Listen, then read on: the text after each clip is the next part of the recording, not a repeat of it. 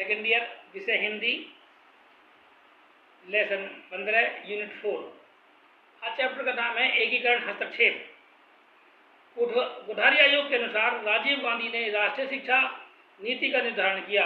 इस प्रकरण पर संपूर्ण राष्ट्र में चर्चा की गई कि नई शिक्षा का क्या प्रारूप होना चाहिए जो 21वीं शताब्दी के लिए नागरिकों को तैयार कर सके, जो विश्व के साथ चल सके तथा उस समय के राष्ट्र आवश्यकताओं की पूर्ति कर सके।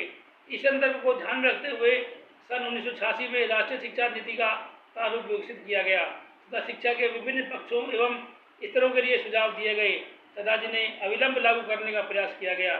केंद्र सरकार बदलने के कारण शिक्षा नीति के प्रति उदासीन रूप अपनाया गया तथा एक समीक्षा समिति गठन की गई जिसने इस शिक्षा नीति के व्यवहारिक पक्षों की उपादेयता एवं प्रभावशीलता का मूल्यांकन किया तथा उसकी रिपोर्ट प्रस्तुत की। यह रिपोर्ट राष्ट्रीय शिक्षा नीति के प्रति सकारात्मक थी। राष्ट्रीय शिक्षा नीति के अंतर्गत विद्यालय शिक्षा के पाठ्यक्रम एवं प्रक्रिया के संबंध में रचनात्मक सुधार किए। राष्ट्रीय शिक्षा नीति की वरीयता थी कि विद्यालय शिक्षा का व्यवसायीकरण किया जाए, व्यावसायिक पाठ्यक्रमों को आरंभ किया जाए जिससे विद्यालय शिक्षा के बाद छात्र किसी व्यवसाय के लिए सक्षम हो जाए, जिससे वे नौकरियों की खोज करने के बजाय अपना व्यवसाय प्रारंभ कर सके। इस अध्याय में राष्ट्रीय शिक्षा नीति एवं विद्यालय पाठ्यक्रम का ही विवेचन किया गया है। वर्तमान स्थिति, ज्ञान पर आधारित समाज में शिक्षा की विषय वस्तु तथा प्रक्रिया का निरंतर पुनर्गठन एवं उसकी स्तरोन्नत करना पड़ता है। पाठ्यक्रम का बृहद रूप से पुनर्गठन 1975 में किया गया था जब विद्यालय शिक्षा में 10+2 पद्धति आरंभ की गई थी। यद्यपि अब सभी राज्यों ने इस पद्धति को सैद्धांतिक रूप से स्वीकार कर लिया है, परंतु इसका क्रियान्वयन विशेषतः विषय वस्तु तथा प्रक्रिया को पुनः अनुकूलन बनाने के संबंध में अनियमित एवं नगण्य रहा है। पिछले वर्षों में पाठ्यक्रम में सुधार लाने के प्रयत्नों में एक बड़ी कमी यह रही कि पाठ्यक्रमों के परिवर्तन और अध्यापन, अध्ययन, अध्यापक परीक्षण एवं परीक्षा सुधार के बीच संबंध कायम करने की व्यापक योजना का अभाव रहा है। राष्ट्रीय शैक्षिक अनुसंधान परिषद द्वारा जांच करने पर यह पता चला कि बड़ी संख्या में भाषा एवं इतिहास की पाठ्य पुस्तकें राष्ट्रीय एकता की दृष्टि से असंतोषजनक हैं। राष्ट्रीय शैक्षिक अनुसंधान परिषद द्वारा किए गए एक अन्य अध्ययन में बड़ी मात्रा में पाठ्य पुस्तकें बोधगम्यता की दृष्टि से घटिया स्तर पर पाई गई हैं। यह भी देखा गया है कि विषय वस्तु के गठन एवं प्रस्तुतिकरण और इसके महत्व की स्थिति निर्धारण के संबंध में पाठ्य पुस्तकों में निश्चित रूप में सुधार लाने की आवश्यकता है।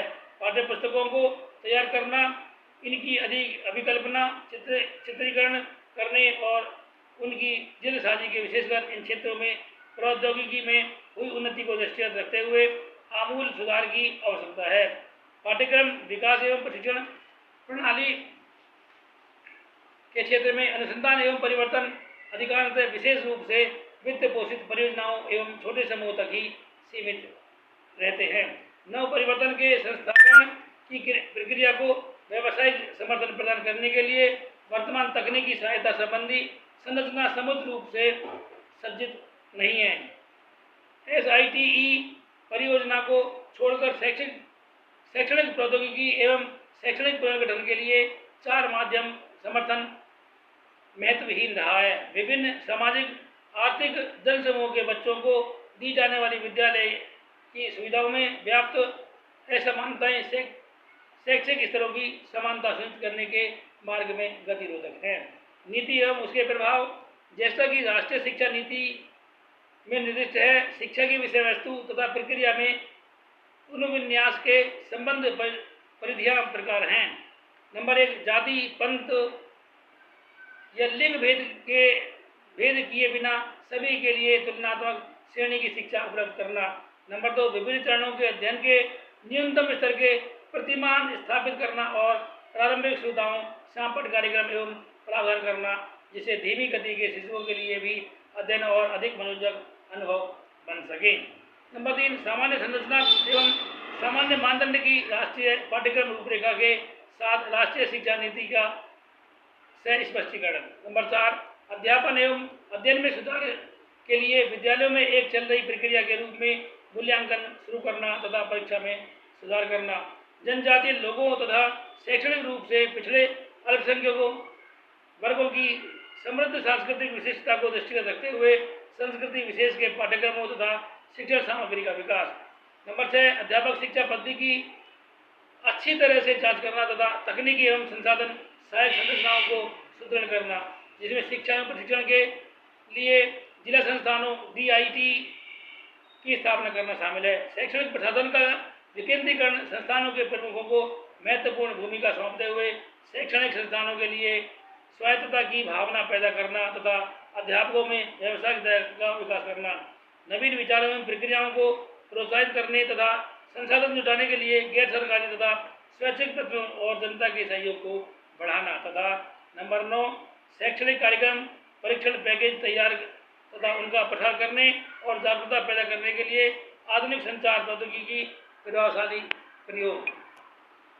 इंटरवेंशन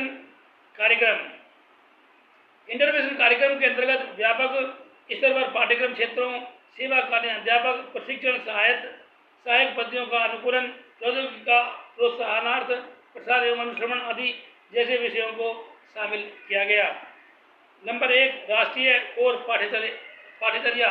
नंबर 2, संशोधित कार्यानुभव कार्यक्रम। नंबर 3, राष्ट्रीय पाठ्यचर्या ढांचा, पाठ्य विवरण एवं शैक्षणिक पैकेज।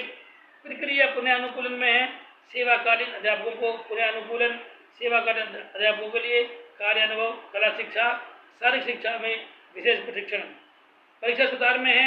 विशेष कार्यक्रमों द्वारा अधिकारियों तथा अध्यापकों को पुनःअनुकूलन, शैक्षणिक परीक्षण सेवा की स्थापना करना। विषय वस्तु एवं प्रक्रिया दोनों में तकनीकी सहायता प्रणाली को सुदृढ़ करना। वर्तमान संस्थाएं संयोजन एवं नेट कार्य, शिक्षण प्रशिक्षण के लिए संस्थानों की स्थापना।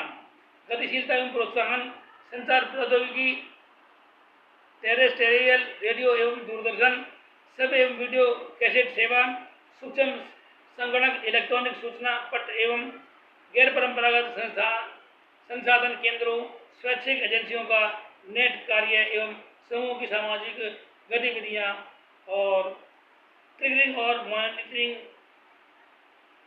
और नियोजन, बजट कार्य, समन्वय एवं मॉनिटरिंग नेट कार्य। आज के लिए इतना ही। कल फिर मिलेंगे नई वीडियो नई टॉपिक के साथ। 15वां अध्याय चल रहा है, धीरे धीरे समाप्ति की ओर चल रहे हैं। 4 अध्याय और बचे हैं। घर पर रहिए, सुरक्षित रहिए, अध्ययन करते रहिए। धन्यवाद।